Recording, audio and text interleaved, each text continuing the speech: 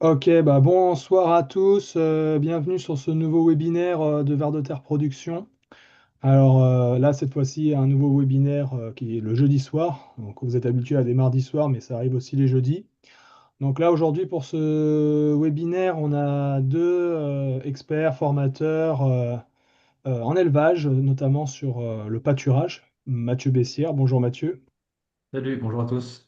Et puis Xavier Barra. Euh, bonjour Bonjour à Xavier, tous. Bonjour, bonjour. bonjour.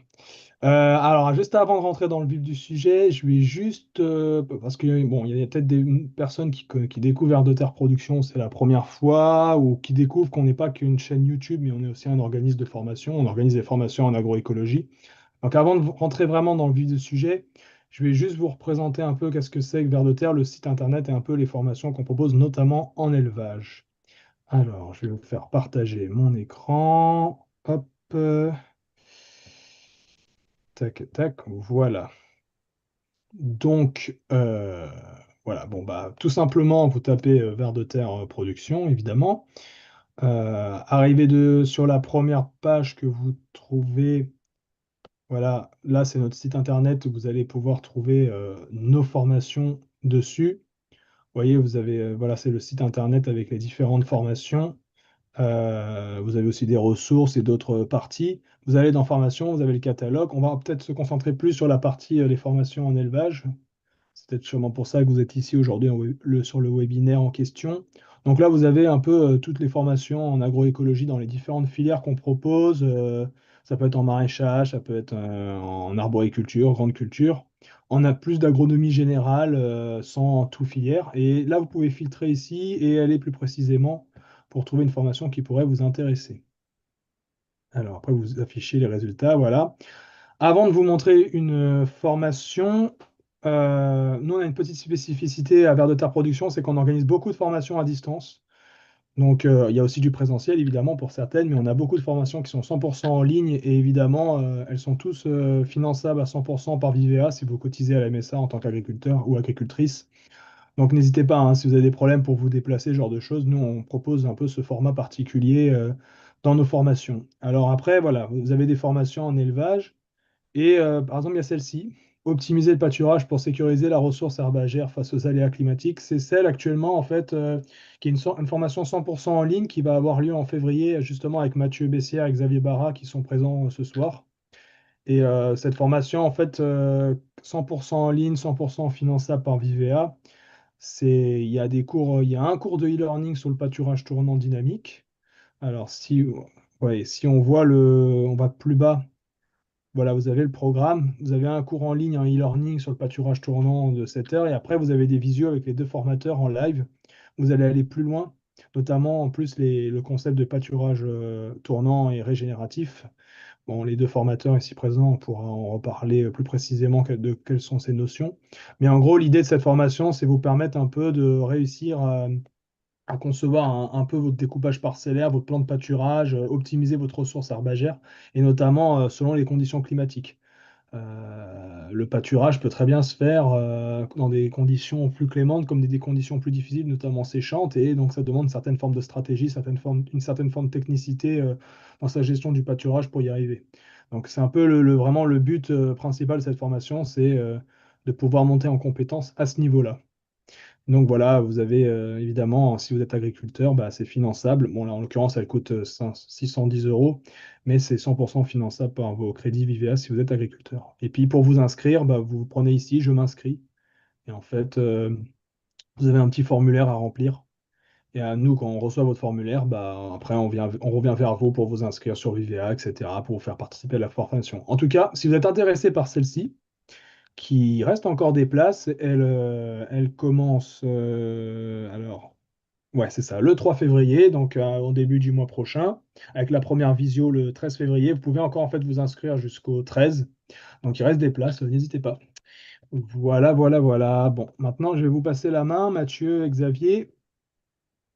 Voilà, je vais enlever mon partage d'écran. Et aujourd'hui, Mathieu et Xavier, donc vous allez nous parler un peu plus en détail de ces approches de pâturage. Tournant, régénérative, selon les conditions. C'est d'apporter votre expertise, votre expérience. sur tout ça. Oui, donc peut-être un petit rappel. Bon, déjà, je vais me présenter un peu mieux. Donc, moi, je travaille sur le pâturage depuis 2010 avec une approche qui était assez sommaire au départ, mais je pense qu'on a été parmi les premiers, on se travaillait ensemble avec Xavier à ce moment-là, on a été parmi les premiers à proposer du pâturage avec un changement quotidien, une parcelle par jour. Aujourd'hui, c'est des choses qu'on entend un petit peu partout, mais à cette époque-là, c'était assez nouveau et c'était d'ailleurs assez sympa comme aventure en fait de commencer par là. Et puis petit à petit, on a affiné l'approche, on est devenu indépendant également. L'idée, c'était que au départ, on s'intéressait surtout à la quantité d'herbe à l'entrée de la parcelle, la quantité à la sortie et un petit peu au temps de repos. Et puis petit à petit, on s'est bien rendu compte qu'en fonction de quel était le type de sol ou l'état de fertilité du sol sur lequel la prairie se trouvait, on avait des retours d'amélioration sur ce qu'on mettait en place qui étaient parfois fulgurants et puis parfois qui était pas nul, mais un petit peu décevant par rapport à d'autres systèmes. Je pense que une des chances qu'on a eues quand on a démarré avec Xavier, je ne sais pas s'il validera, quand on a démarré en 2010, on a accompagné 5 éleveurs seulement, les seuls qui ont voulu qui étaient assez fous pour nous suivre. 5 éleveurs, et parmi les 5, il y en a un qu'on suivait de très près qui s'appelait Franck Hérault en Deux-Sèvres, et lui, il a quasiment doublé son rendement en 2 ans. Ça a été absolument fulgurant chez lui. Et c'était une belle histoire parce qu'en fait, ça arrive pas souvent, mais il a fallu que ça arrive là à ce moment-là. Et donc là, on a vu qu'on avait un levier qui était vraiment super important, et c'est comme ça qu'on a démarré. Donc petit à petit, on s'est donc intéressé au sol avec des différences colossales entre différents sols sous prairie. C'est pas parce que la prairie c'est toujours couvert et jamais labouré que c'est forcément très bon en dessous. Donc on a eu beaucoup de travail là-dessus. On a beaucoup précisé la notion de nutrition pour les animaux, la notion de temps de présence, d'ingestion, etc. Ça, c'est des choses qui nous ont permis également d'acquérir de la productivité sur les élevages. Et puis, moi, j'ai pris le premier coup de Trafalgar climatique que j'ai pris. La première fois, je me suis dit, là, il va falloir que ça change. C'était 2017. 2017, j'ai eu plusieurs appels d'éleveurs qui m'ont dit, mais nous, le pâturage, maintenant, c'est plus possible, quoi. Et il fait trop sec, les prairies ne produisent plus. Et je pense que c'est à partir de là, en tout cas moi, que j'ai commencé à me dire, voilà, comment on va faire pour continuer à faire pâturer les éleveurs, même si, voilà, en passant au travers des sécheresses, des gros coups de flotte, parce que ça peut être aussi un problème, hein, beaucoup d'eau sur une période très courte par rapport au piétinement, etc. Et donc voilà, la technique, elle évolue en permanence. Ça n'a jamais été figé. Moi, j'ai jamais fait 2 fois de suite, enfin 2 années de suite le même diaporama. Il y a toujours des choses qui se rajoutent. Aujourd'hui, en tout cas, dans mon approche à moi, il y a au moins 3 principes sur lesquels je veux jamais déroger sur le pâturage. Le premier, et puis on va peut-être le détailler un petit peu tout à l'heure, moi, je ne tolère aucune baisse de productivité.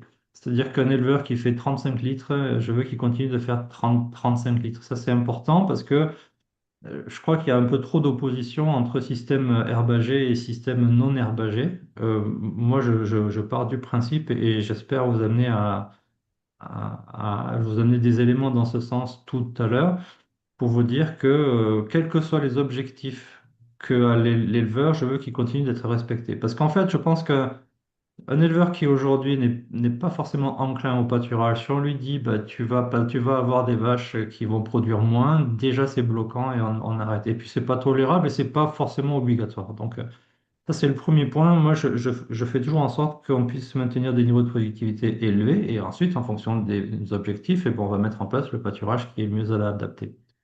Le deuxième point, c'est que je ne veux pas abîmer l'outil de production.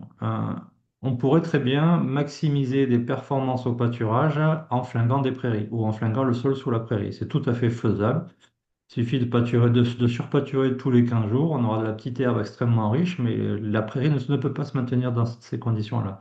Il y aurait plein d'autres exemples. Ça fait pas partie de mon approche. Moi, je considère qu'une prairie, c'est quelque chose qui doit se perdurer dans le temps. Et d'ailleurs, plus elle est vieille, en général, plus on arrive à les faire produire, si elles ne sont pas trop abîmées au départ.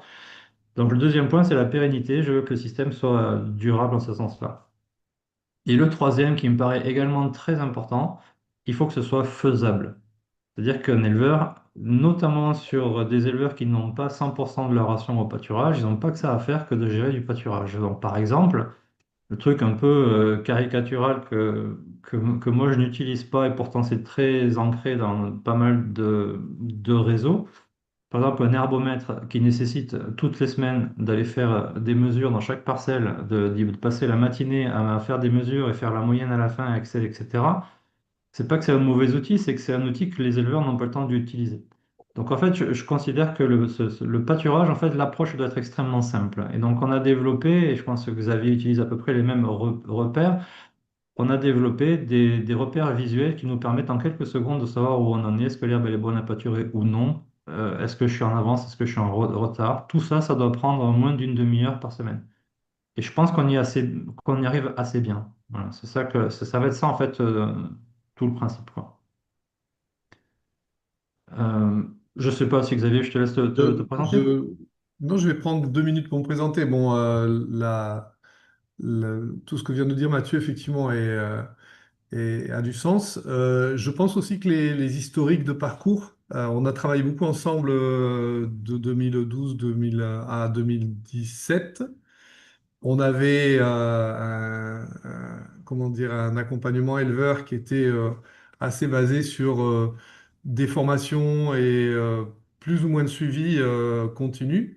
Et c'est vrai que moi, j'ai développé un travail de groupe au niveau de tout le sud-ouest qui a fait que j'ai peut-être un petit peu dérogé à la première règle de Mathieu. Enfin, c'est pas moi qui ai dérogé. C'est la règle du niveau du maintien du niveau de productivité. Ça, c'est une règle. La règle est plutôt celle du maintien du niveau de marge, le maintien du niveau de rémunération. Le niveau de J'ai bien productivité, parlé de m'adapter aux objectifs de l'éleveur. c'est ça. J'ai pas Donc, on doit forcément dit que s'adapter tout le aux monde doit objectifs être de l'éleveur. Donc, à moi, des je, niveaux je me suis très. retrouvé dans le sud-ouest avec beaucoup de groupes que j'ai pu suivre sur du moyen long terme, c'est-à-dire je faisais des suivis assez réguliers sur du 2, 3, 4 ans. Et le fait est que ce sont des éleveurs qui avaient déjà pris des options. Donc, pour devenir relativement pâturants, parce que c'est beaucoup d'éleveurs volontaires qui veulent devenir pâturants. Ils avaient pris des options, soit ils étaient devenus laitiers bio, parce que dans une zone où vous êtes à 600 ou 700 millimètres d'eau, avec un gros été de 90 jours, c'est difficile de se maintenir laitier pâturant, hyper actif, hyper productif, si vous avez un été qui dure trop longtemps et un automne qui reprend pas, en pâturage, hein, je veux dire.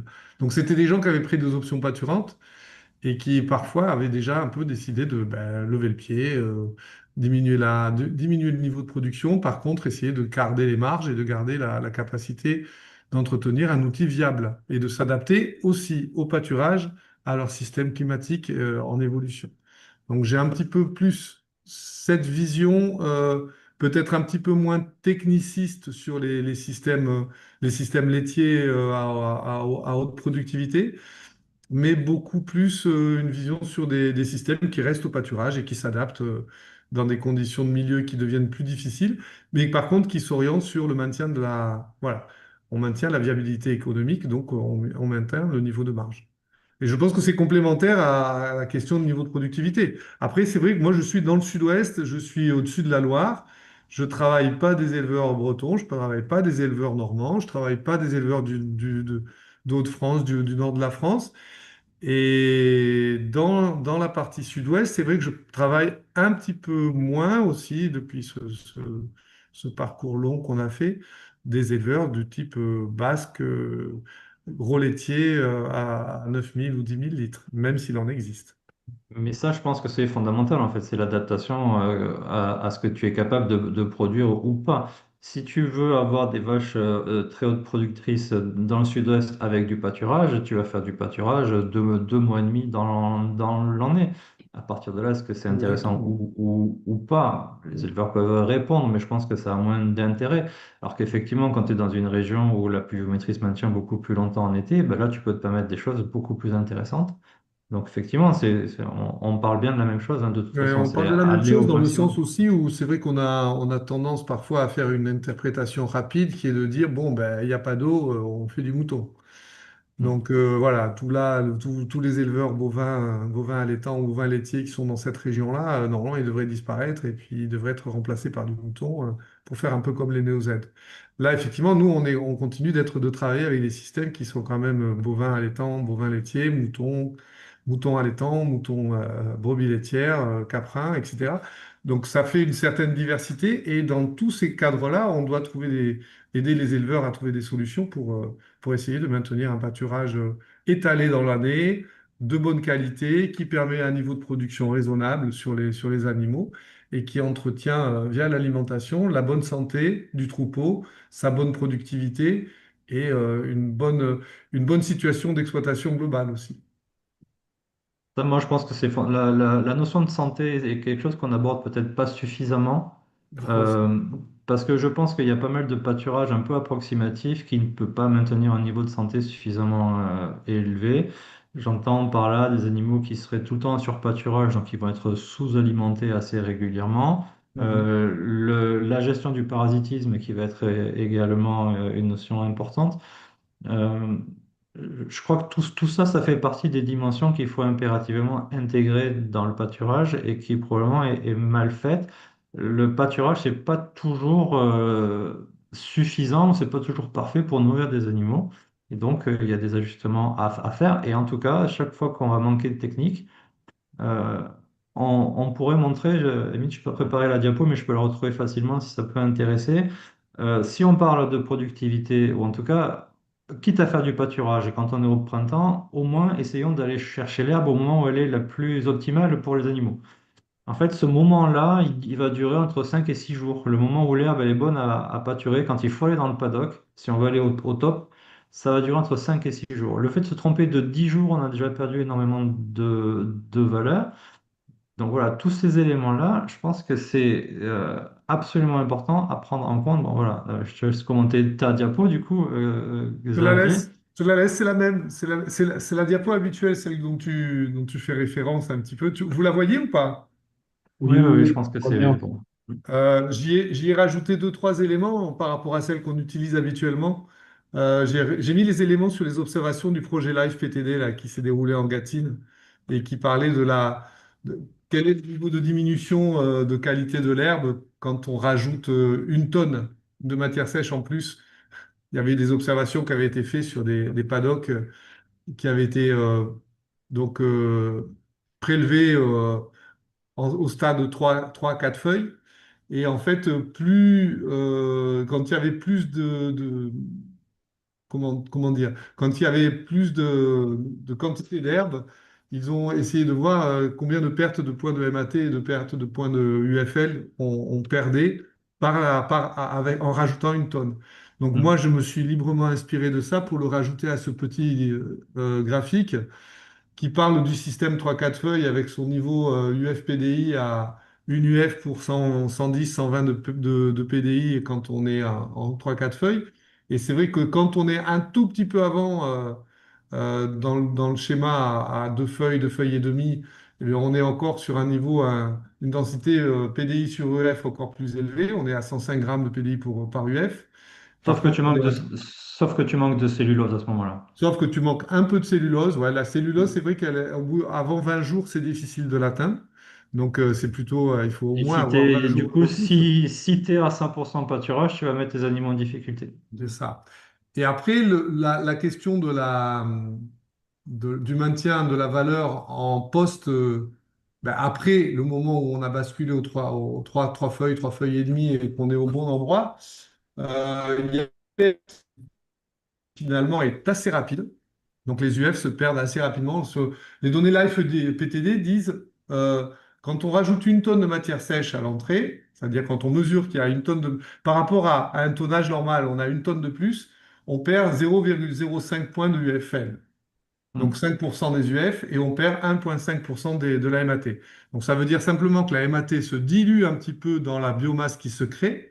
Par contre, les UF se diluent assez rapidement et on perd assez rapidement de l'UF. Donc on est surtout en perte initialement à ce niveau-là.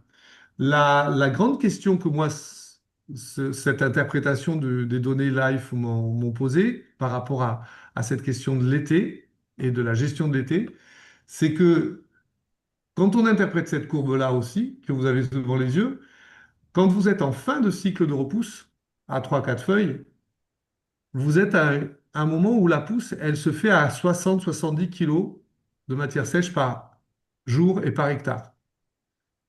Donc, si je suis en fin de cycle de printemps, donc je suis type, allez, j'arrive fin mai, début juin, ici dans le sud-ouest, et est-ce que je commence à retaper sur mes feuilles là, à ce moment-là, pour défolier, pour faire encore un cycle de pâturage derrière de 30 jours, ou est-ce que je laisse pousser parce que ça va me faire un stock qui certes va se dégrader, la qualité du stock sur pied que je crée se dégrade.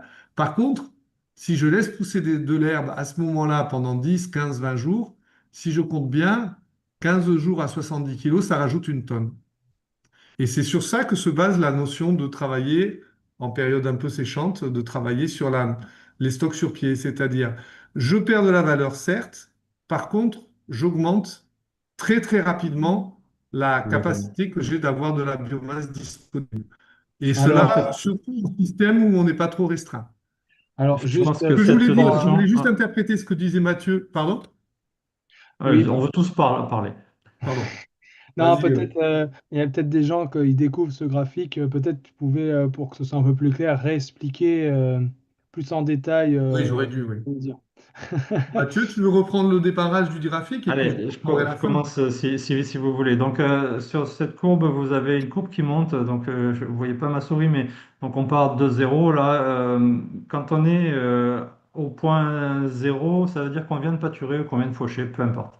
Je viens de pâturer et en fait, vous voyez que la courbe qui monte, c'est donc la quantité de biomasse qui est produite jour par ce couvert qui vient d'être pâturé. Et donc, on arrive, vous avez le repère, là où les courbes se croisent, à 3-4 feuilles, qui est le moment où on va très souvent déclencher un pâturage quand on est dans une approche plutôt productivité.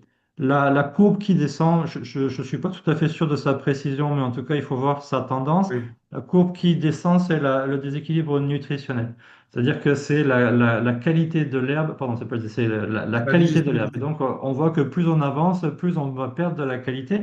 Ce qu'il faut bien noter, c'est que pendant toute la phase de repousse, pendant tout le départ de la repousse, on est bien en déséquilibre nutritionnel. C'est ce qu'on expliquait tout à l'heure. On va avoir une herbe qui va être très riche, très sucrée, et surtout qui va manquer de cellulose. Donc, faire pâturer de l'herbe à ce stade-là qui est trop jeune, c'est pas forcément une bonne idée pour les animaux, surtout si on est en 100% pâturage. Là, on est en déséquilibre. On va souvent se retrouver là en début de printemps avec, avec des signes assez clairs d'animaux qui partent en diarrhée, etc. Souvent, on dit que la mise à l'herbe entraîne de la diarrhée. C'est souvent parce qu'on est sur de l'herbe trop jeune, en réalité. Ce que nous montre ce graphique, et Xavier l'a bien expliqué, c'est que vous voyez, si on considère qu'au temps de repos qui nous permet d'obtenir notre stade 3 feuilles et 3-4 feuilles, peu importe, si on se dit qu'à ce temps de repos, le rendement donc, qu'on va avoir en ordonnée, si le rendement il est de 100%, donc admettons qu'on soit au mois de mai, ça pousse en 20 jours et en 20 jours, j'ai obtenu un rendement de 100% avec mes 3 feuilles.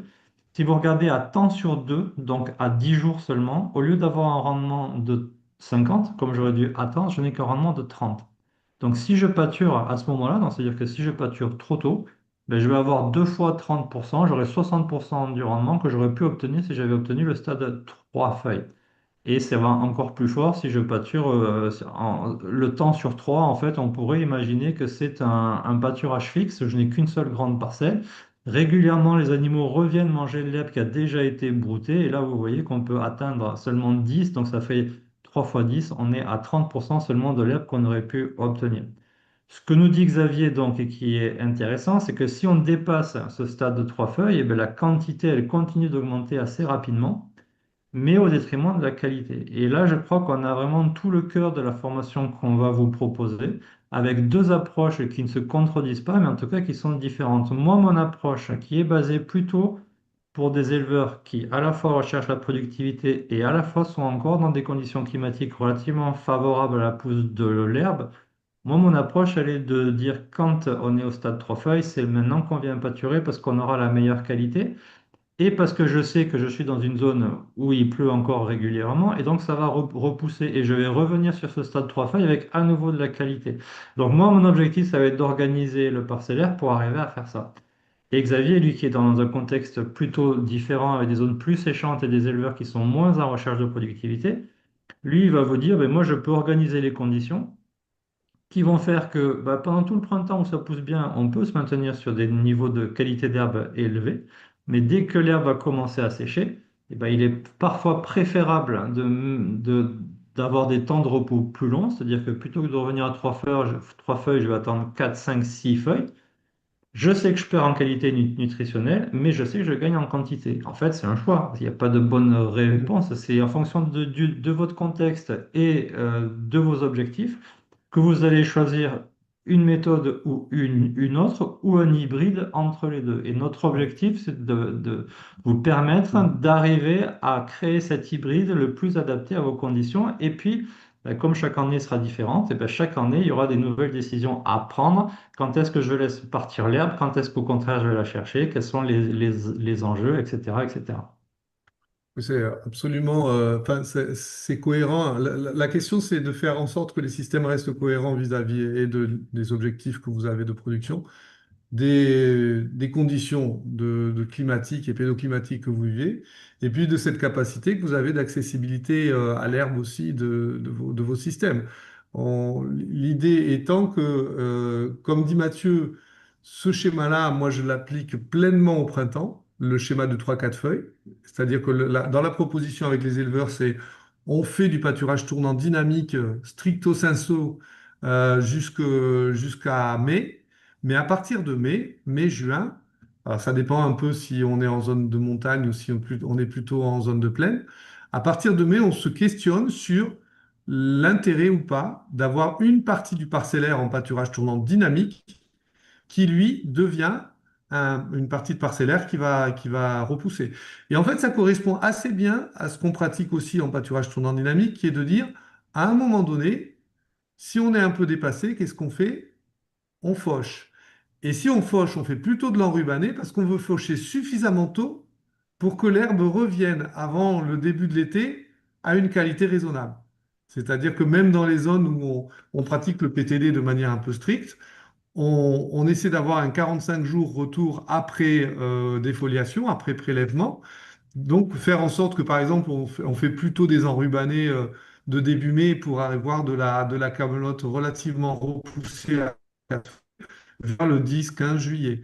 Et en fait, c'est la même logique, sauf qu'elle est appliquée en se disant, bon, est-ce qu'on fauche ou est-ce qu'on ralentit sur certains paddocks pour pouvoir faire un stock sur pied qui sera distribué à bon escient, en fait. Et c'est là qu'on fait un jeu entre des périodes où on va avoir de la qualité très très bonne pendant tout le printemps.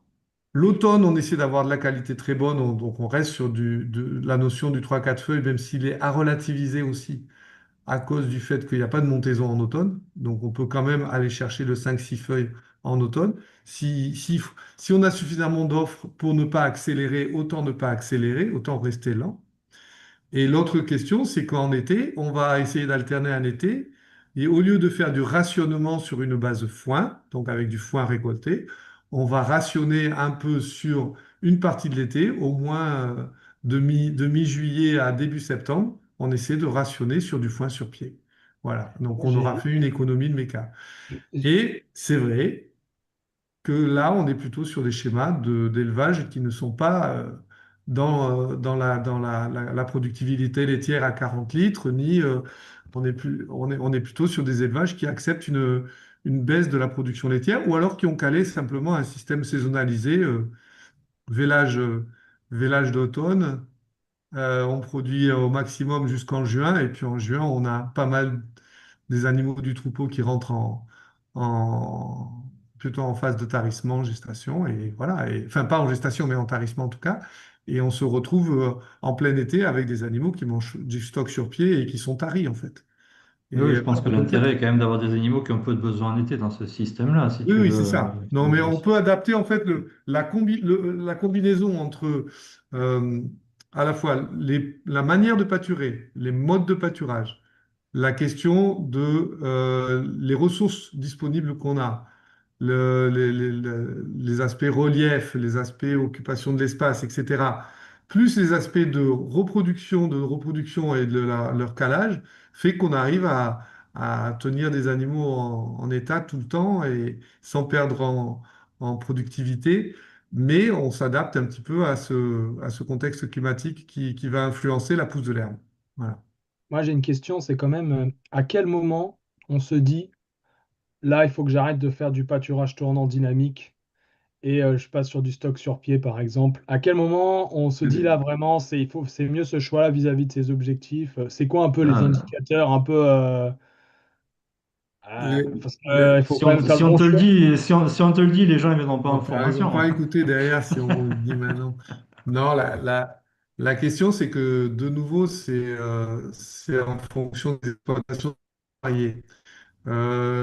J'ai des exploitations, par exemple, qui font du pâturage tournant dynamique strict, même en été, en allaitant, sur des animaux allaitants, et où en fait, l'allègement des prairies, le fait de finir des veaux en juillet fait qu'il y a re-répartition des animaux. Donc une re-répartition des animaux entre zones de fauche et zones de pâturage tournant. Les veaux passent en finition au bâtiment. Et alors, je parle de veaux de 5-6 mois, hein, donc des veaux plutôt qui sont nés fin février ou février-mars et qui vont jusqu'en juillet. En juillet, on les sève, les mères sont gestantes, elles partent, elles sont re-réparties, les systèmes sont allégés. Et donc là, il n'y a pas besoin de faire de décision stock sur pied. Et puis dans d'autres cas, le même éleveur, sur ses génisses, eh bien, il fait que des stocks sur pied. C'est-à-dire qu'au lieu de pâturer en pâturage tournant strict, dynamique strict, à 30 jours printemps, 25-35 jours printemps, eh bien, il fait toujours du 45 jours. Et ce 45 jours lui fait créer des stocks sur pied successifs, sauf que ce sont des génisses. Ce sont des génisses d'élevage, limousines, et qui réagissent très très bien au fait d'avoir de l'alimentation pâturée à 45 jours tout le temps, et qui se retrouvent plein été à pâturer à 60-70 jours, parce que le flux d'herbe au mois de mai a permis de passer d'un système de pâturage à 3 jours, 2-3 jours sur les paddocks, à un système de pâturage à 4-5 jours quand on bascule de mai pour juillet. Donc là, j'ai vendu la mèche, mais il y a plein de manières de faire des stocks sur pied. Il n'y a pas Oui, qu'une je seule crois que manière. l'aspect le plus fondamental pour savoir ce qu'on peut faire ou ne pas faire, ça va être le parcellaire qui va décider. C'est ça. Notamment un système laitier, tu es totalement conditionné par ton parcellaire. Si tu as une surface accessible qui est élevée, là c'est génial parce qu'on peut faire exactement tout ce qu'on veut. Pour moi, le pâturage le plus simple, quand on veut être herbagé, 100% herbe, ce qui va être on dit toujours qu'un système de base, en tout cas en PTD comme je le pratique, pour moi, il me faut un système de base entre 30 et 35 parcelles quotidiennes, pour 30 à 35 parcelles pour des parcelles d'une journée. Donc, il me faut des rotations de 30 à 35 jours. Je sais qu'avec un calage comme celui-ci, je vais m'en sortir tout le printemps sans problème. J'aurai un peu trop de surface au mois de mai à débrayer. Alors, du coup, on a compris débrayer ou balancer en stock sur pied, pas de souci. Et à l'automne, avec mes 30-35 jours, je suis un peu court, mais il y a l'automne qui arrive avec l'hiver. Souvent, je peux m'adapter assez facilement. 30-35 paddocks d'une journée, c'est ce que j'ai besoin au minimum. Charge à nous de calculer la bonne taille, etc. Mais ça, c'est pas dur. Mais par contre, si je peux faire 45 paddocks plutôt que 30, alors j'entends déjà les gens qui vont dire oui, mais les clôtures, oui, mais il faut prendre un stagiaire qui fait les clôtures. Mais une fois que les clôtures sont posées, on ne les retouche plus normalement. Donc j'ai posé mes 45 paddocks de clôture. Je vais démarrer mon pâturage. Alors, si vous êtes en altitude, ne m'écoutez pas, mais si vous êtes en zone de plaine, je vais commencer mon pâturage entre le 20 février et le 1er mars. Là, j'ai une pousse qui est lente, mais moi, j'ai 45 paddocks devant moi, donc pas de problème. Je peux commencer un paddock par jour, 45 jours de rotation. J'arrive début avril, les doigts dans le nez. Début avril, j'ai besoin plus que... Alors, le mois d'avril, il peut faire tout et son contraire en météo, et la pousse peut être très rapide ou très lente en avril. Mais j'ai encore 45 paddocks sous les pieds. Normalement, j'en ai besoin que de 30. Donc, j'ai 15 paddocks que je peux commencer à débrayer. Ça ne veut pas dire que je vais les faucher immédiatement, c'est-à-dire que je les laisse faire. Mais moi, j'ai gardé les 30 meilleurs de mes 45 paddocks. Donc je m'assure que mon pâturage va être de qualité de toute façon extrêmement bonne. Arrivé au mois de mai, j'ai besoin que de 20 paddocks, entre 20 et 25, peu importe. J'en ai 45 au départ, j'en ai que 20 qui m'intéressent réellement pour le pâturage. Ça veut dire que j'ai 20 à 25 paddocks à décider ce que j'en fais. Je peux faire une fauche de très bonne qualité à ce moment-là. Je peux maintenir du stock sur pied et j'ai une surface colossale devant moi. Et arrivé au mois de juin, je vais pouvoir récupérer des paddocks de fauche très précoces. Et si je commence à avoir une pousse qui ralentit, mettons que ma pousse elle monte autour de 35 jours, ben, mes paddocks que j'ai débridés en avril peuvent revenir. Et ainsi de suite, vous comprenez le principe. Donc en fait, si je suis dans cette condition-là avec un parcellaire qui est vraiment large, bah là, je peux faire un pâturage. C'est difficile de se rater. On est obligé de faire un pâturage de très bonne qualité. Vous voyez bien, par contre, que si j'ai un parcellaire limité, eh ben, je vais avoir beaucoup moins d'options. Et c'est là où on va commencer à réfléchir à qu'est-ce qui va le mieux. Est-ce que moi, je veux de la performance qui peut-être va s'arrêter au 10 juin? Ou est-ce que je peux m'asseoir sur la performance en partie, mais je veux absolument pâturer le plus longtemps possible parce que économiquement, ça m'intéresse? C'est là que tous les calculs vont commencer à se faire. Et c'est là que ça devient intéressant, je pense. C'est là où peut-être au départ, il faut un petit peu d'expérience pour caler les systèmes. Et après, si j'ai des vaches à 35 litres et que je ne veux pas déroger à cette règle-là, là, on va ramener d'autres contraintes, à savoir que je ne vais pas pâturer plus de 7 kilos de matière sèche pour mes animaux. Il faut qu'elles le mangent en 2 heures. Au bout de 2 heures, tout le monde demi-tour bâtiment, etc. On peut parfaitement maintenir des niveaux de production très élevés, mais avec un style de pâturage qui va être totalement différent qu'un système de pâturage dynamique où je suis en système herbager complet, je ne distribue pas de ration à loge, etc. Et donc, encore une fois, en fait, entre les conditions pédoclimatiques, mes objectifs, mon parcellaire, j'ai un pâturage à construire qui ressemblera à aucun autre, finalement. Mais c'est aussi ce qui est passionnant, c'est que bon, on a tout ça à construire, quoi. Et c'est vraiment super intéressant. Mais ça demande peut-être au départ un peu d'expérience. Il y a quelques erreurs à éviter qui sont assez simples, hein, les paddocks trop petits, les mauvaises complémentations à loge, les mauvaises décisions quand il s'agit de débrayer des parcelles trop tard ou trop tôt, etc. Tout ça, ça mérite au moins pour les débutants un petit peu d'accompagnement. Et après, ben, on arrive à des systèmes qui sont quand même super sympas à travailler, quoi. Euh, Je voulais juste compléter et je pense que c'est un peu l'objet de la. Je sais pas si j'ai changé de diapo. Est-ce que vous la voyez Oui, différemment? oui. Oui. Ouais. Donc c'est juste un petit rappel sur exactement ce que vient de dire Mathieu, de manière assez explicite sur les cas d'élevage. Ben, la première chose, c'est le niveau de production et le niveau de chargement que vous avez sur vos exploitations et l'accessibilité pâturage. Ça va vous obliger un petit peu sur le choix des méthodes. Entre une méthode ben, pâturage total, enfin, je fais que du pâturage et j'essaie de pâturer en tournant dynamique de manière le plus longtemps possible parce que mon climat le permet, mais aussi mon parcellaire et mon accessibilité le permet. Ou est-ce que je vais faire un pâturage tournant dynamique, mais de manière très ponctuelle sur les périodes de pluie et les périodes plutôt humides, etc. Et à ce moment-là, je prévois une ration qui peut basculer dans un sens ou dans un autre et qui soit bien adaptée. Donc j'ai un choix de méthode d'affouragement et un choix de méthode de pâturage qui vont être un petit peu liés. Ensuite, il y a les questions des compositions fourragères. Alors, nous, là où on souffre dans le sud-ouest, c'est un peu le climat qui devient difficile. Moi, j'ai des zones à 90 jours sans pluie. Lot-et-Garonne, sud d'Ordogne, Dordogne, Bergeracois, on n'a plus d'eau de fin mai, pardon, de fin juin, 15 juin, jusqu'au 15 septembre, normalement. Donc, vous avez quasiment des potentiels de pâturage de juillet, août, septembre qui ont été complètement rognés et parfois le mois de juin également. Donc 4 mois et demi en blocage de pâturage. Si par contre vous avez des zones, des combinaisons de ressources fourragères qui sont zone plateau avec plutôt une tendance à avoir de la luzerne, parce que si le plateau est suffisamment profond, ben, ça va pousser au moins faire 2 coupes d'été. Zone alors, séché à donf, mais l'avantage, c'est en automne et en hiver, ça va peut-être un peu ressuyer, donc je vais pouvoir pâturer un peu. Et puis les zones de bas-fond, où vous avez ben, des zones qui vont être toutes envahies d'eau, hydromorphes jusqu'au début avril, mais par contre qui vont tenir un petit peu l'été. Donc si vous faites un enrubanage du mois de mai, ben, vous vous retrouvez avec un stock sur pied sur l'été qui est plutôt sympa. Donc, quand vous combinez ces différentes zones, vous allez pouvoir faire une projection de votre chaîne de pâturage et prolonger votre chaîne de pâturage le long de périodes différentes en prévoyant soit des interventions en pâturage, soit des interventions en fauche, pâture ou remise au sol. Et ça, c'est beaucoup des schémas qui tiennent aujourd'hui dans le sud-ouest, tiennent grâce à ces combinaisons à la fois de méthodes de pâturage, de méthodes d'affouragement et de combinaisons de différents écosystèmes.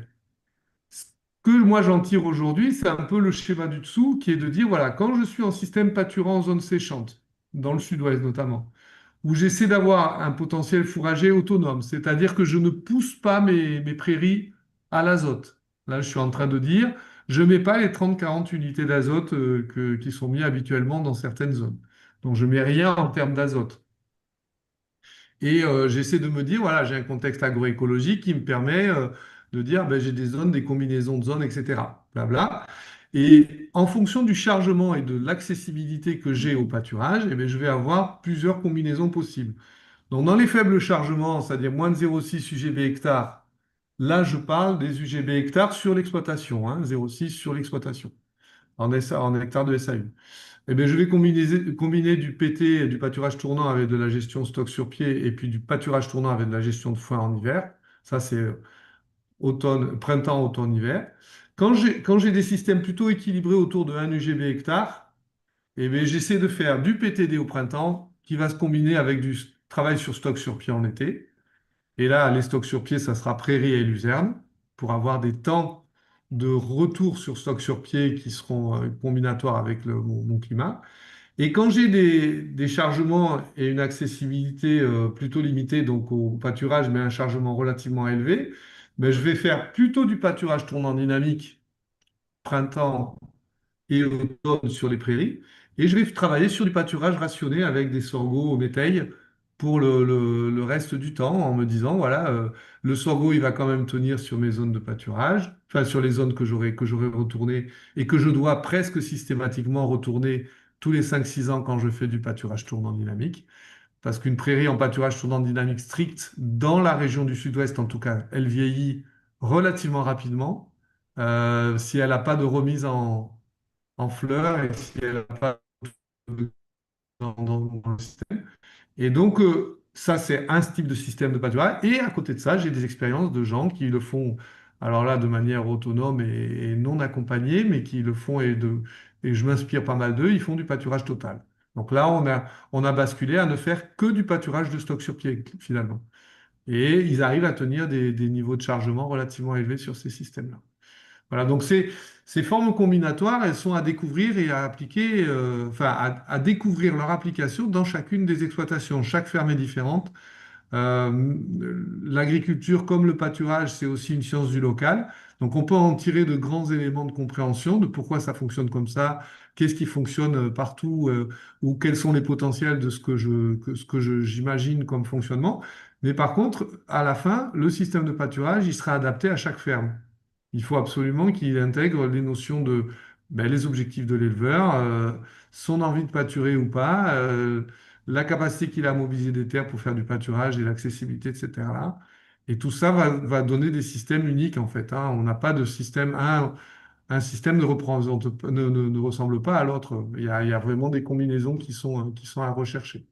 Voilà. Quand tu regardes ça, Xavier, là, sur les trois possibilités selon notamment le chargement et donc les méthodes utilisées, on est par tête, par animaux, on est à productivité égale. C'est-à-dire tu pourras réussir à avoir la même productivité, soit en viande, soit en lait, que tu sois en chargement élevé avec la méthode là, pâturage tournant, puis pâturage rationné double, comme l'opposé à un faible chargement. On parle Alors, là, non, là où il y a une baisse de productivité, justement. disons que la ligne de gauche, en fait, souvent on lit productivité et extensivité. Alors, moi, sur un système à faible productivité, enfin, pardon, à forte extensivité, c'est pas foncièrement des systèmes qui sont de très faible productivité.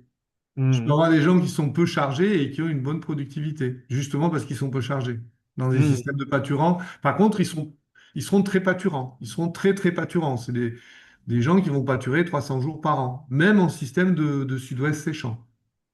Voilà. Et Et là, par en fait, contre, en général, tu pardon, voudrais vas-y. comparer des éleveurs qui sont déjà dans des conditions complètement différentes. Un éleveur qui est en Provence, il n'aura jamais la même chose qu'un Ah, éleveur du non, Finistère. non, non, il pourra pas faire C'est même. trois contextes différents qui apportent des solutions différentes, mais c'est difficile Oui. de les comparer. Alors Hmm. là, on est sur un même contexte, hein. Quand je parle de ces valeurs-là, c'est sur le même contexte sud-ouest. C'est un contexte. Les zones séchantes, c'est 750-800 mm d'eau et des sols qui sont pas très profonds, hein, ou un argilo-calcaire pas profond, ou alors un sol sableux. Et puis c'est vrai que la partie droite, là, la partie où il y a chargement élevé avec un 2 UGB, on est plutôt dans les zones à 900, 1000 mm d'eau, et puis des sols relativement qui tiennent, et on se retrouve au Pays Basque, etc. Donc, là, à gauche, on est plutôt Lot-et-Garonne, Dordogne. Au milieu, on est un peu partout, on en retrouve un peu partout. Et puis à droite, on est sur des gens qui sont plutôt dans la zone, soit le nord-est de la Dordogne, qui monte vers le Massif central, là où il y a pas mal d'eau quand même. Il y a une zone là qui pleut pas mal. Ou alors les zones Pyrénées-Atlantiques, quoi. Purement Pyrénées-Atlantiques. Et par exemple, Pyrénées-Orientales, là, chez Ah, toi, ah. Mathieu. Non, Pyrénées-Orientales, là, pour le T'es coup, pas limité là. je pense que travailler en stock sur pied, il faut le Alors, faire. on va au-delà. Alors, Pyrénées-Orientales, malheureusement, on voudrait travailler. Et puis, il y a eu un épisode de DNC qui, je pense, a pas mis beaucoup de morale chez les éleveurs en ce moment. Euh, non, non, là, Pyrénées-Orientales, on est au-delà de ça. Oui, Je connais oui, pas parfaitement tous les types d'élevage en Pyrénées-Orientales. Mais là, on sort de 3 ans de sécheresse avec entre 2 et 400 millimètres de pluie par an. Là, même tout ce qu'on dit là, ça explose complètement. Ce qui nous sauvera dans ces régions-là, et ce les sera un estives. très beau laboratoire pour les autres régions, ça va être l'arbre fourragé. Là, on n'aura pas le choix du tout. Et la chance, c'est qu'il y a encore pas mal d'éleveurs qui ont les arbres. En tout cas, j'en ai visité un qui avait un terrain de jeu absolument incroyable avec des anciennes trônes qui ne sont plus utilisées mais qui sont reprenables. Et en fait, ce modèle-là, il existait, mais sur des zones comme ça très très séchantes, l'arrivée de l'arbre est fondamentale à tous les Oui. niveaux. Il Et y a là, on passe ça encore et, dans une dimension supplémentaire, quoi. pardon. Il y a ça, il y a l'aspect combinatoire des estives, Mathieu, également. C'est-à-dire que souvent, c'est des systèmes qui fonctionnent avec un ou deux pâturages de printemps sur des zones à un endroit donné qui sont les zones les plus poussantes. Souvent, ce sont les zones de culture également, hein. C'est les zones où on fait un peu plus d'argent. Et puis après, il y a une longue estive qui va durer 4 à 5 mois et après un retour sur ferme qui va consommer le stock, le foin qui ont été faits en fin de printemps dans les zones plutôt basses. Donc Oui, là, c'est oui, un peu tout à fait. différent, ouais. Il faut plus Ouais. penser des systèmes combinatoires où l'arbre, effectivement, a son rôle et où les estives ou les zones un peu qu'on considère comme non productives sont en fait extrêmement productives pour maintenir le troupeau existant, même sur la zone considérée productive. Que dire de Non, plus? c'est très clair. Après, ben, on est encore une fois dans l'adaptation à son contexte. Moi, du coup, je voudrais aller à l'extrême opposé, puisqu'on vient de parler de beaucoup de systèmes très herbagés. Je voudrais juste rappeler, parce que je trouve que sur le terrain, j'entends un peu trop souvent le clivage entre les herbagés qui pâturent et puis ceux qui pâturent pas. Peut-être même ceux qui sont allergiques au pâturage, ou en tout cas ceux qui se disent que le pâturage, c'est pas pour eux. Parce qu'il y a beaucoup de laitiers, c'est normal, qui recherchent la productivité de leurs animaux. Et du coup, quand on dépasse les 30 litres, 35 litres, quand on a des vaches à 10 000, on peut estimer que le pâturage, c'est plus possible. Euh, Moi, je crois sincèrement que c'est pas du tout impossible. Au contraire, c'est très vertueux, mais vraiment sous condition. Et je voudrais détailler un tout petit peu ces conditions, mais très rapidement. Moi, je pense que des vaches qui sont à 10 000, elles ont un repas par jour à faire au pâturage, c'est tout. C'est-à-dire qu'elles doivent manger 7 kilos de matière sèche. Si on est joueur, on peut monter jusqu'à 10, mais avec des contraintes qui deviennent un petit peu plus élevées. Allez, 10-12 kilos de matière sèche pour vraiment les éleveurs qui veulent se donner. Et puis 7 kilos de matière sèche pour ceux qui veulent juste faire les choses bien, mais sans trop de contraintes. 7 kilos de matière sèche, ça veut dire que les vaches, elles n'ont le droit de pâturer dans la journée que entre 2 heures et 2 heures et demie. C'est-à-dire qu'elles sortent à 9 heures, à 11 heures, retour bâtiment. Et c'est pas 3 ou 4 heures ou 5 heures, c'est à 11 heures, tout le monde retour au bâtiment, c'est obligatoire. L'idée, c'est que les vaches, elles doivent faire leur repas d'herbe et rentrer au bâtiment et faire ce qu'elles ont à faire au bâtiment. Il y a encore beaucoup de matière sèche à ingérer au bâtiment. Dans ces conditions-là, et j'ai maintenant suffisamment de répétitions pour pouvoir vous l'affirmer, dans ces conditions-là, on maintient le niveau de production sans problème. Par contre, on diminue le coût de production, le coût de la ration de manière drastique. C'est très important. Ce qu'il faut bien comprendre, c'est que, en fait, la technique de pâturage va évoluer. Si vous avez un niveau de production qui est moins élevé et que vous avez trois quarts de la ration au pâturage, ben, par exemple, je vais vous dire que les vaches, elles doivent rester au pâturage. Il faut les amener, il faut les fermer dans la parcelle parce qu'elles ont à faire du boulot dans le pâturage, dans la parcelle. Avec des vaches hautes productrices, on va, si on peut, on va leur laisser accès au retour bâtiment toute seule. Euh, Parce qu'en fait, on s'aperçoit que dans ces conditions-là, il n'y a jamais de surpâturage. C'est-à-dire que quand vous amenez vos animaux dans un paddock neuf, elles mangent ce qui est bon et elles retournent au bâtiment dès qu'il n'y a plus rien de bon à manger. Ce qui fait qu'il y a zéro surpâturage. Ça a plein d'avantages. C'est-à-dire que les vaches, elles ont une ingestion maximale par rapport à la qualité de l'air que vous leur apportez. Elles font très peu de refus parce que vous allez leur donner juste ce qu'il faut pour la journée et donc ça va être tout manger nickel si vos paddocks sont à peu près homogènes. Et on est obligé d'avoir des prairies de qualité si on veut se lancer dans un pâturage dans ces conditions-là. Et puis, bah, du coup, on a un accès au bâtiment en permanence et donc on va vraiment maintenir des productivités. Si on ne surpâture pas, on maintient la productivité de la prairie, on maintient la structure du sol, on maintient la structure racinaire, donc tout devient pertinent dans ces conditions-là. Donc voilà, je voulais juste faire cette petite parenthèse parce que honnêtement, j'en ai marre d'entendre parler des éleveurs qui pensent que le pâturage, c'est pas pour eux. Moi, je crois que si on se penche un petit peu sur les chiffres, et je pense qu'on n'a pas trop le temps de le faire maintenant, si on se penche sur les chiffres, c'est 7 kilos de matière sèche qui vous coûte quasi rien parce qu'on a des prix qui peuvent durer longtemps. Bah, c'est absolument fondamental en termes de productivité, on maintient, mais en termes économiques, on est extrêmement gagnant. Et juste pour terminer, admettons que vous ayez 100 vaches, je ne vous fais pas le calcul, mais croyez-moi sur parole, si vous avez 100 vaches, 7 kilos par jour, pendant la période de printemps, c'est 18 hectares. 18 hectares de prairie et ça vous suffit pour enlever un tiers de la ration, la mettre au pâturage.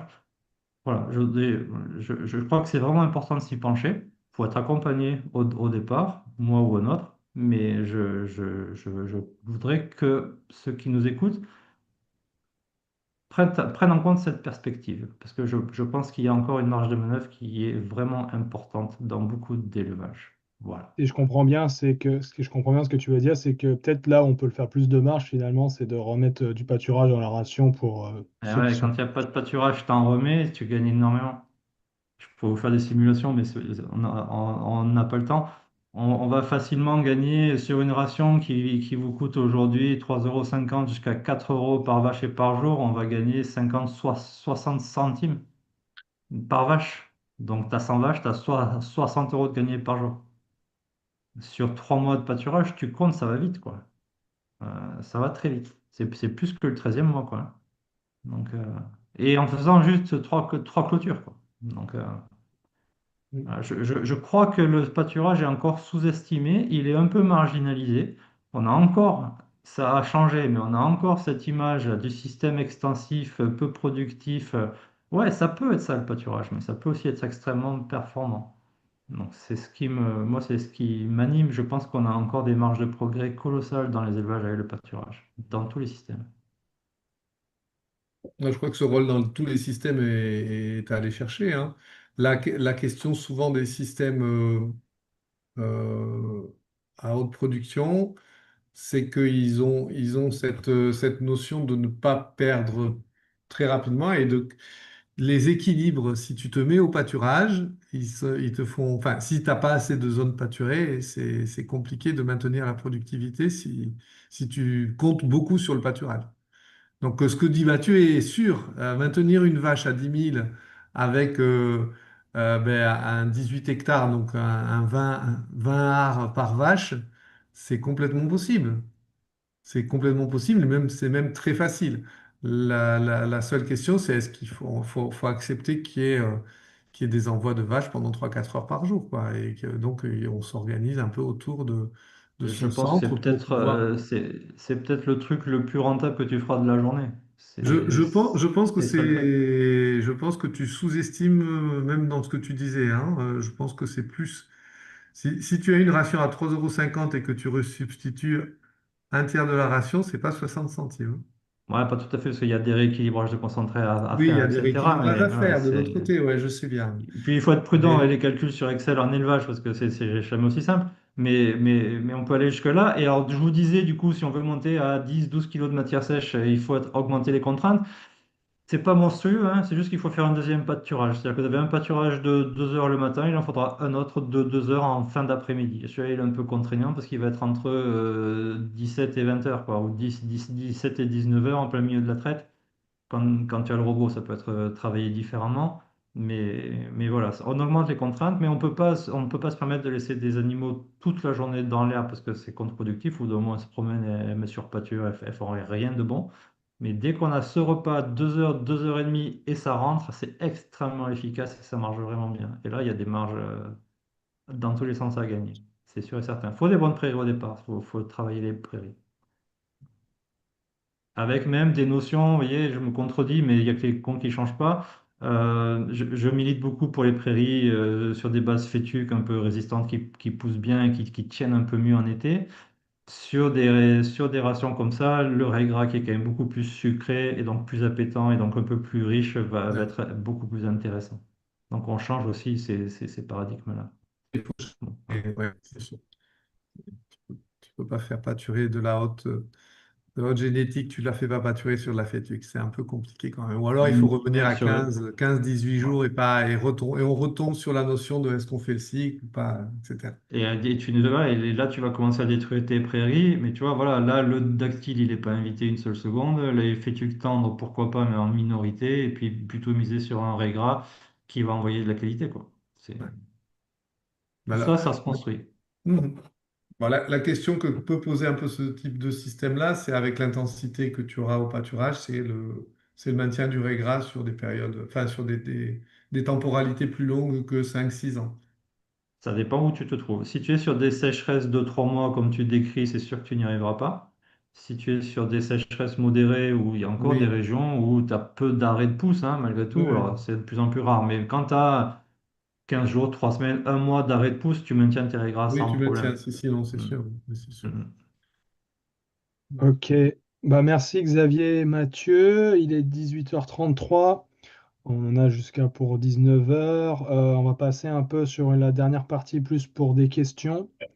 Donc les gens qui sont présents au webinaire là en direct sur notre chaîne YouTube, bah, si vous avez des questions, n'hésitez pas à le mettre dans le chat et je regarderai.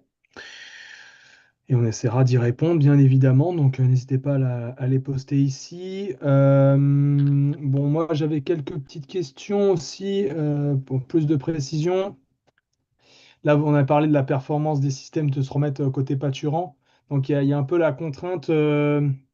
Bah, ça donne plus de contraintes au niveau de la gestion déjà. Si je comprends bien. Est-ce qu'il n'y a pas aussi, moi, ma question que je me posais, c'est pourquoi il y en a qui ne se remettent pas au pâturage. Est-ce que c'est pas le fait que bah, la plupart du temps, les prairies sont pas forcément les plus productives, c'est les parcelles où il y a, bah, c'est pas les meilleures terres parce que les meilleures terres, on les a retournées en céréales, par exemple, ce genre de choses. Donc le potentiel de productivité, je prends un exemple, mais si on veut refaire du pâturage, mais qu'on a des prairies permanentes qui sont peu productives parce que forcément c'était les moins bonnes terres, est-ce quelle est un peu la stratégie? Refaire des prairies temporaires, mais il faut prendre du temps pour que ça devienne très productif, comme il y a une certaine période plusieurs années avant d'atteindre son plein potentiel.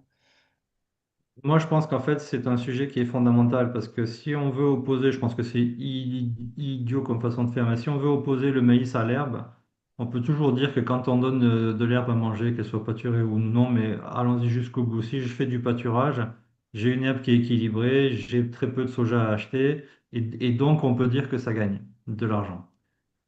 Et puis on va nous opposer, ouais, mais moi si je fais du maïs et que je fais 16 tonnes de matière sèche à l'hectare, alors que avec ton herbe tu n'en fais que 7, moi je nourris plus de vaches Et donc, même si j'ai moins de marge, fois le nombre, je gagne. Les deux raisonnements sont justes en réalité. Mais ce qui n'est pas normal, c'est que si vous avez des maïs à 16 tonnes, vous ne pouvez pas avoir de l'herbe à 7.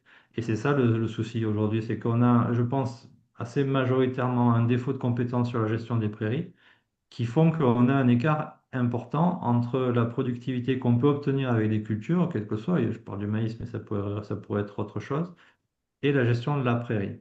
Et donc, voilà, le maïs, il est intéressant. De manière générale, il est intéressant. Il nous emmène de l'énergie qui est finalement un gros facteur limitant dans bien des situations. Mais il est d'autant plus intéressant qu'on est nul sur les prairies.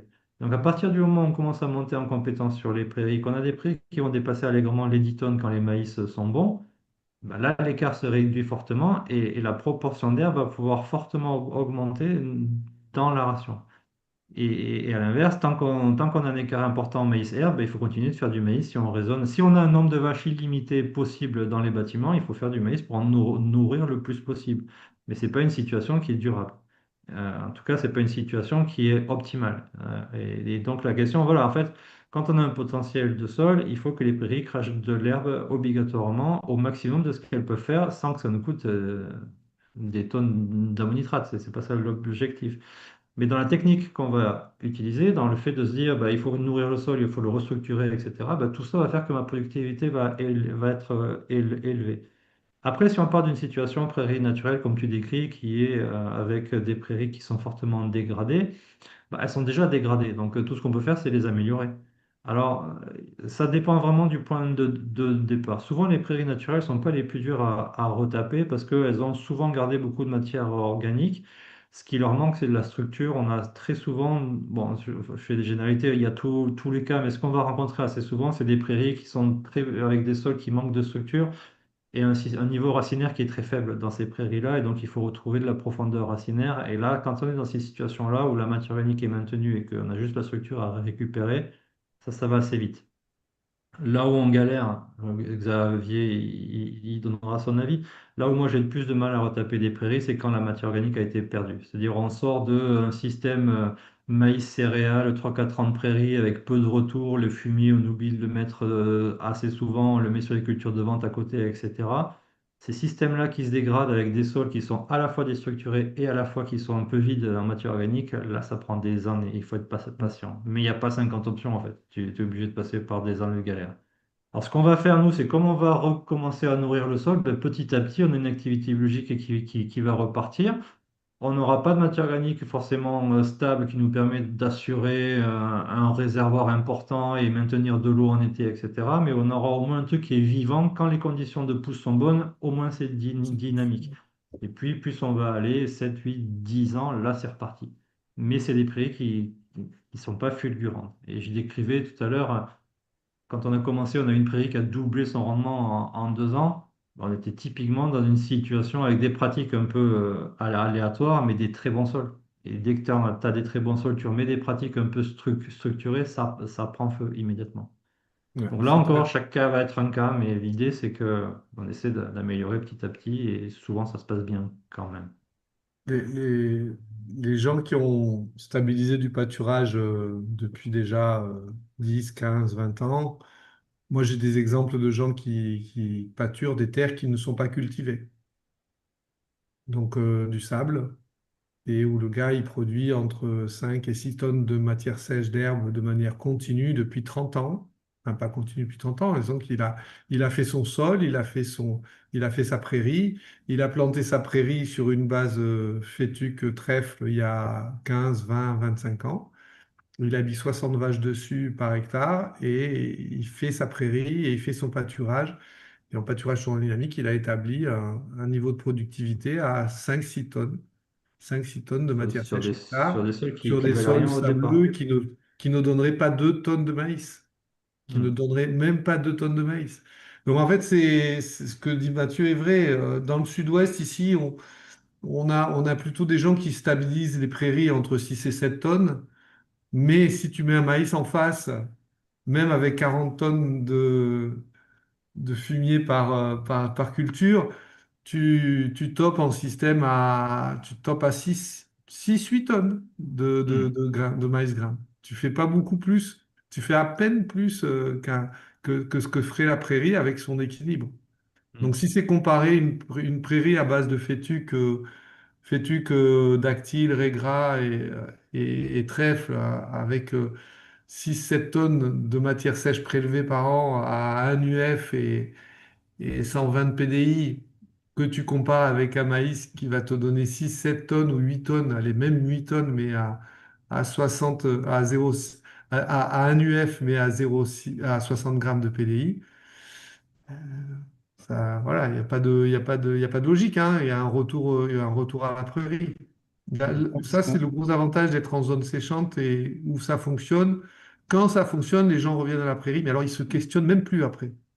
C'est-à-dire le Ouais. retour des cultures, il est même pas question. Et moi, je connais des gens qui ne remettront pas de culture dans leur thème. Oui, Mais à donc dans l'inverse, tu sais, quand tu arrives à avoir des prairies qui tapent sur des régions favorables, 12, 13, 14 tonnes de matière sèche quasi en routine tous les ans, je veux dire, le maïs, il dégage de la Il même dégage façon, quoi. aussi, oui, bien sûr Et qu'il bien dégage. sûr. Bien sûr qu'il dégage. Et notamment parce que c'est des zones souvent qui sont pas tenables en hiver. C'est des Oui, zones qui bien sûr. tiennent une prairie l'hiver et redémarrent en prairie quasiment 8 ou 9 mois de l'année, mais qui par contre peuvent pas faire de double culture. C'est Mm. difficile de faire des doubles cultures. Enfin, j'ai échangé un peu avec le gars d'agrofourrage, c'est un peu le type de terre qu'ils ont là-haut. Voilà, c'est fait pour faire du maïs l'été, mais le reste du temps, tu peux pas faire grand-chose. Mm. Autant les regarder en prairie. autre question. Alors, on a beaucoup parlé de tout ce qui est la ressource herbagère, etc., la productivité, les coûts, les marges que ça pourrait avoir et tout. Il y a aussi des questions un peu plus sanitaires, je pense au parasitisme, le risque parasitaire. De fait, pâturer des animaux, on a un risque potentiellement supérieur. Est-ce que ça peut pas être un frein aussi, parfois, qu'on peut entendre? Alors, ce qui Alors, est sûr, c'est il que existe des pratiques pour de prévention, mais évidemment, ça mm, demande aussi une technicité. tant que tu laisses tes animaux en bâtiment, tu as zéro risque parasitaire. Donc ça, c'est direct. Et donc, à partir du moment où tu mets tes animaux au pâturage, tu as ce problème-là à gérer en plus. Euh, Là où on est très serein, moi, en fait, c'est même un sujet que j'aborde quasiment jamais, le parasitisme, parce qu'à partir du moment où tu commences à faire des parcelles à la journée et que tu en as plus de 30, ce qui est en système laitier, ce qui est le cas à peu près à tous les coups, et puis dans un système allaitant, c'est un petit peu différent, mais ça ne change pas grand-chose. On va avoir des temps de présence légèrement plus longs en général, et donc un peu moins de parcelles, mais ça ne fait pas une différence fondamentale. À partir du moment où tu as une rotation comme ça, avec en plus de la fauche à l'intérieur, tes premiers problèmes de parasitisme, tu les as pas avant l'été, potentiellement. Et donc à l'automne, tu peux être vigilant. Mais si tu es dans un système bien intégré pâturage et que de toute façon tes génisses, si on parle de bovins, hein, tes génisses, elles ont pâturé de toute façon pendant toute leur vie de génisse, elles ont pâturé suffisamment, c'est-à-dire on parle de 8 mois le seuil, le seuil d'atteinte de l'immunité. Donc si tes génisses de zéro jusqu'à leur vélage, elles pâturent pleinement pendant 8 mois, elles ont acquis une immunité qui est satisfaisante. Et tes adultes, un, tu les exposes pas, et deux, ils ont l'immunité. Donc en fait, c'est pas un sujet. Ouais, Ça c'est peut plus être une un sujet question un peu de plus. Oui. gestion, si tu veux. C'est plus qu'est-ce que tu offres et est-ce que la qualité de ce que tu offres est bonne. Et en plus, il y a suffisamment d'offres. Parce que si tu as des animaux qui ont de l'immunité et qui sont bien nourris, en général, tu résous une grande partie des problèmes liés au parasitisme. Enfin, Hmm. à moins de lâcher des animaux dans des fosses à parophystomes et à les laisser là mijoter pendant 3-4 jours le temps qu'ils s'infestent bien. Oui, à Bon, surpâturer, après, mais bon, ça, il on y le a fait des pas. pratiques quand même d'isolement de ruisseaux et de choses comme ça à faire, de mares de ruisseaux qui sont importantes à Hmm. réaliser pour limiter un peu les risques de réinfestation. Mais Je pense qu'à nos vins, c'est peut-être un peu plus sensible, on a besoin d'être peut-être un peu plus vigilant, mais globalement, on est aussi sur des temps de pâturage parfois qui sont plus courts selon le type d'élevage. Là où ça reste difficile, c'est en caprin. Les chèvres n'ont pas du tout d'immunité. Et donc là, c'est plus complexe et il faut gérer. Là, on va beaucoup plus alterner. S'il y a zéro traitement, les caprins bio notamment, on va chercher beaucoup plus l'alternance fauche-pâture pour casser absolument les cycles de strong. Et là, ça devient un vrai casse-tête. Autrement, les chèvres, on a besoin d'un traitement encore. Mais pour les autres catégories d'animaux, c'est très très facile à gérer. Enfin, je sais pas, Xavier, tu as plus l'habitude des caprins peut-être que moi, mais Non, pas, enfin oui, oui et non. J'ai des caprins, mais des caprins production légère, quoi. Des caprins qui vont faire pas plus de 600 700 litres, donc c'est pas non plus la grosse production. C'est ce qui se passe en caprin. Ce qui s'est passé, je sais, il y a 2 3 ans, il y a eu des explosions, par contre, au pâturage de certaines bactéries qui étaient inconnues, en fait. Il y a eu avec les étés très humides et très chauds, il y a des formes enfin, des bactérioses qu'on ne connaissait pas et qui ont explosé.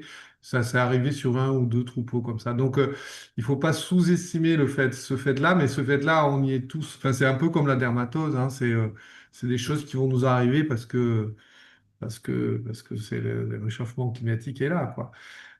Donc, il faut faire attention, mais c'est toujours la même chose. C'est toujours aussi un niveau de sensibilité des animaux. Donc, immunité plus alimentation correcte, tu limites les impacts de manière très très élevée de tout ce qui est parasitisme. Donc, voilà, il faut être cohérent vis-à-vis de son troupeau. Ça marche. Autre question. Tu avais parlé un peu, Xavier, du pâturage total.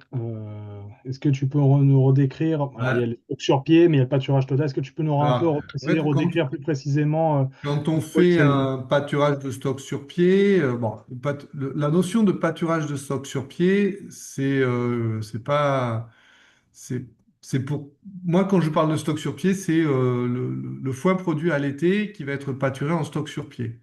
En pâturage total, il garde cette notion tout le temps on pâture du stock sur pied. Pourquoi? Parce que tout le temps on doit pâturer des niveaux de disponibilité d'herbe de l'ordre de 2,5 à 3,5 tonnes par hectare.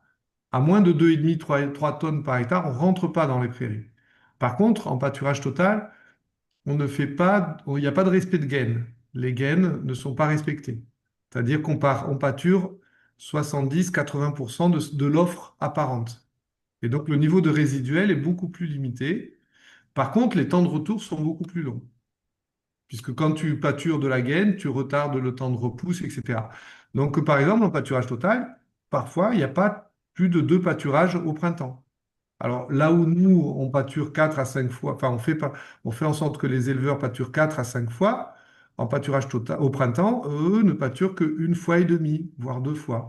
Et après, on passe à pâturer le stock sur pied une fois en été, et on pâture un stock sur pied automne-hiver. Voilà, donc en fait, on fait 3 pâturages à l'année, et pour pâturer de cette manière-là, des stocks sur pied, on fait entre un et 3 pâturages à la journée. Ce que j'appelle pâturage total, c'est quand il y a une multiplication des pâturages à la journée, de manière à faire un pâturage, ce qu'on appelle non sélectif. On pâture tout. Pâturage non sélectif, c'est pâturer. Tu pâtures quasiment tout le temps, tu laisses demi-gaine, quoi. et puis tu es Tu obligé pâtures les d'avoir des gaines. temps, Tu pâtures les gaines. t'es obligé d'avoir des temps de présence très courts pour éviter le gaspillage, le piétinement, Exactement. etc. Alors, donc, ça fait que quand tu pâtures du 3 tonnes, que tu pâtures à 80%, donc j'ai pâturé 2 tonnes et demie, les niveaux de chargement sont de l'ordre de 200 UGB hectare, 150-200 UGB hectare.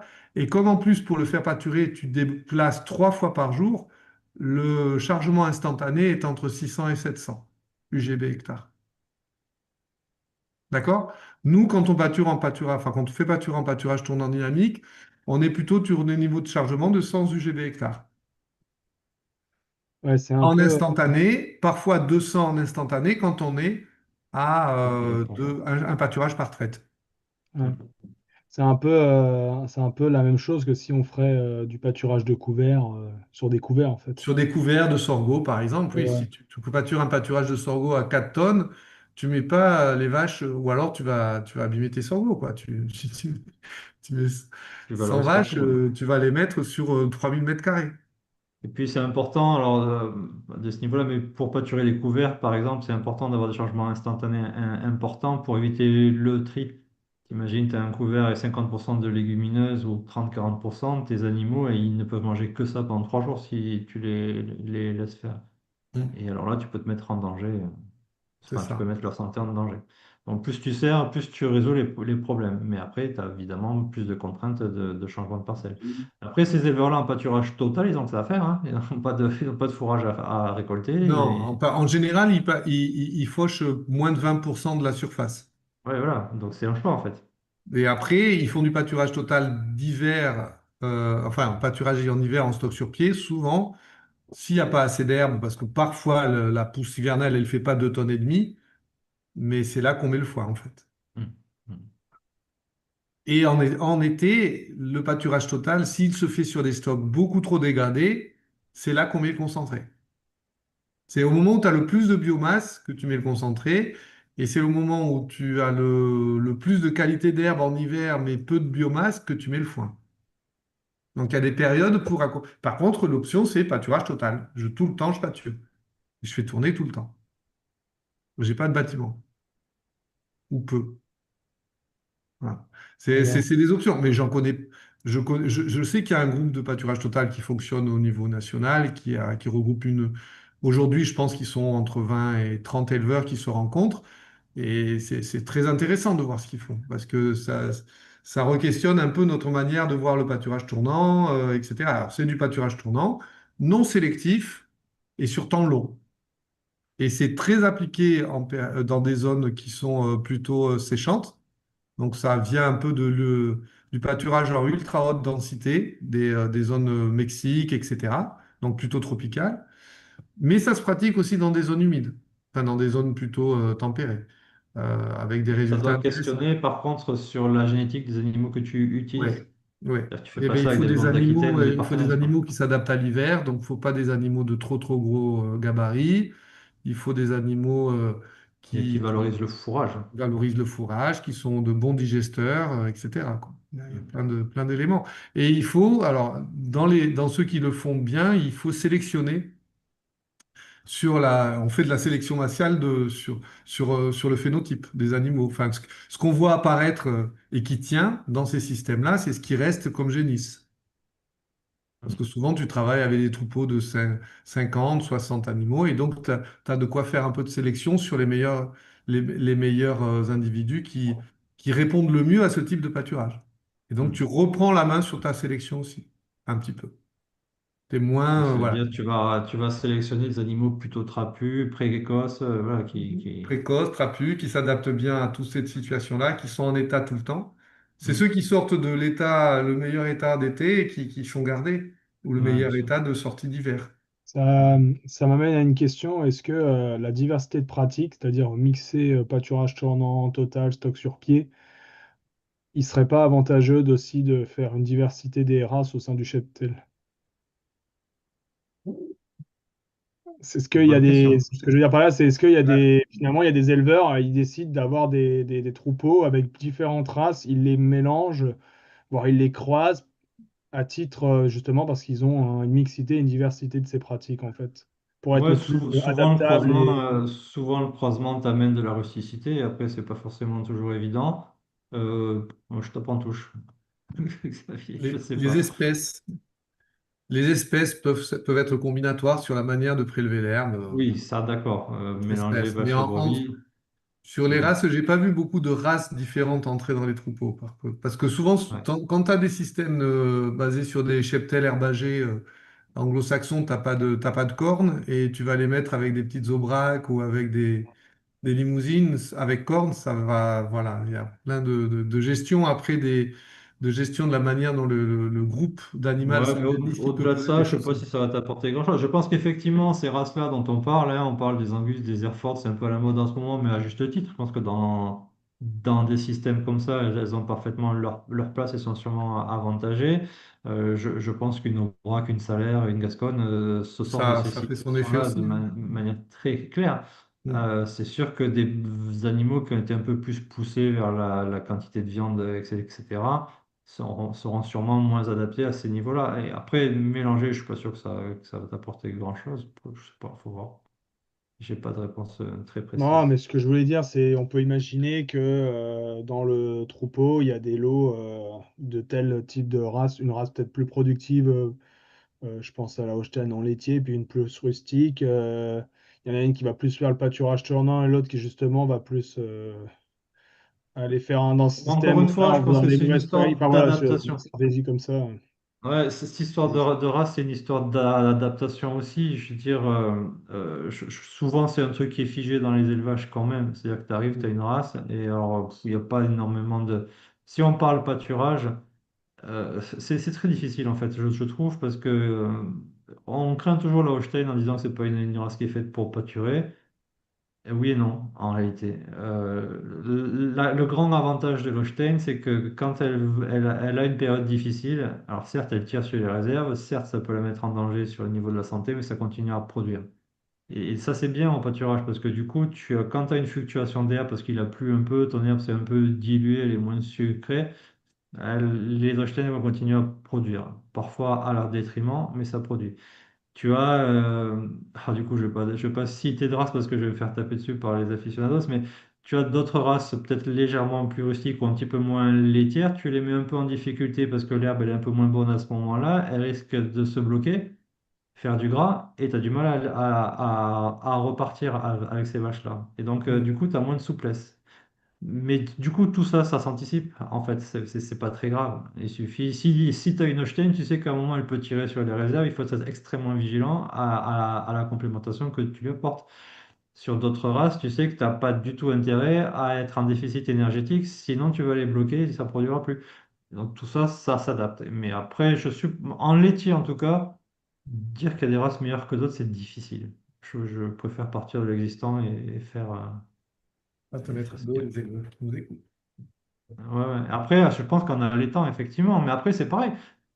On avait fait des essais avec, enfin, des calculs avec Xavier, je sais pas si tu te souviens, mais il y a des races où tu te dis immédiatement, ça n'a rien à faire au pâturage. Des races qui doivent, par exemple, une finition de vache allaitante sur certaines races, c'est 6 mois au bâtiment. Et donc, tu te dis, tu mets ça à l'herbe, t'en feras jamais, jamais rien. Sauf que sur les 6 mois au bâtiment, on a montré qu'on pouvait en faire 4 au pâturage. Donc, c'est rare, Donc, quoi. plutôt que de faire 6 mois de concentré ou de ration sèche, tu fais 4 mois de pâturage plus 2 mois de ration sèche, tu gagnes énormément. Donc, ça marche. Alors, tu y finiras pas à l'herbe, mais tu peux les démarrer bien comme il faut. Mais Et comme là, il du faut. coup, voilà, Mm. tu t'adaptes encore une fois au contexte. Et ça marche très bien. Et puis, tu as des races, tu les mets 3 mois à l'herbe, elles sont grasses comme des poires, et tu les mets direct à l'abattoir. Voilà. Dans tous les cas, ça marche. Ça Exactement. marche. Ok, ok. Il y a des Bon, races que j'aime pas du tout, mais je ne vais pas le dire. on le saura pas. Bon, là, il n'y avait pas de questions dans le chat, là, comme ça. Je pense qu'il est déjà 58. On devait s'arrêter vers 19h. On va s'arrêter dessus. Merci, Xavier, et merci, Mathieu. Je pense qu'on peut Merci. encore en discuter longuement de tout ça. Donc, n'oubliez pas, avec Mathieu Bessière et Xavier Barra, avec Vers de Terre Production, on organise une formation justement sur toutes ces thématiques pour optimiser, gérer sa ressource herbagère de pâturage selon les conditions pédoclimatiques, dans des conditions plus favorables, plus humides ou au contraire, où il y a des périodes beaucoup plus séchantes qui demandent de s'adapter dans des méthodes de pâturage un peu plus différentes. Mais en tout cas, voilà, on propose une formation qui commence à partir de février jusqu'à début mars, et totalement en ligne. Il reste des places. C'est ouvert pour tout le monde. Bon, évidemment, principalement pour les éleveurs déjà installés, mais pas que. Et voilà, si vous voulez en apprendre plus, performer, monter en compétences là-dessus, ou comme disait Mathieu, si vous, au contraire, justement, vous posez des questions à se mettre au pâturage, c'est le moment. Voilà. Bon, bah Merci. écoutez, à très bientôt. Je vous souhaite une bonne soirée à tous. Bonne soirée aussi à ceux du chat qui nous ont suivis. Merci. Puis à une prochaine fois pour un nouveau webinaire sur la chaîne de Vers de Terre Production. Voilà. Bonne soirée, Mathieu et Xavier. Au revoir. Bonsoir Merci tout à le vous. monde. Au revoir.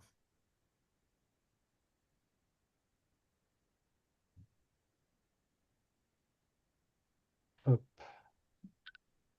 c'est bon, c'est arrêté. Non.